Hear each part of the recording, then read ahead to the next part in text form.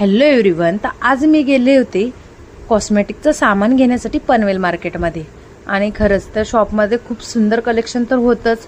मग मला बेंटेक्सच्या बांगड्या आवडल्या, त्या घेतल्या. कानातले हवे होते साडीवर घालण्यासाठी, ते घेतले.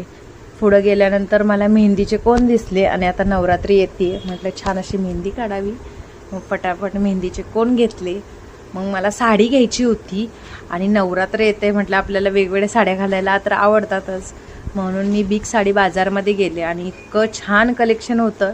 इतक्या साऱ्या साड्या होत्या, कुठली घेऊ कुठली नको असं विचार करत होते. खूप साऱ्या साड्या खोलूनही बघितल्या आणि खूप सुंदर नवीन कलेक्शन आलेलं आहे नवरात्री स्पेशल बघायला गेलं तर. मग फायनली मला एक साडी आवडली, मग ती घेतली. आणि मार्केट तर पनवेल मार्केट खूप मोठं आहे, खूप सारे गोष्टी भेटतात. तर काही गोष्टी घ्यायच्या होत्या, त्या फटाफट मग घेतल्या शॉपिंग करून.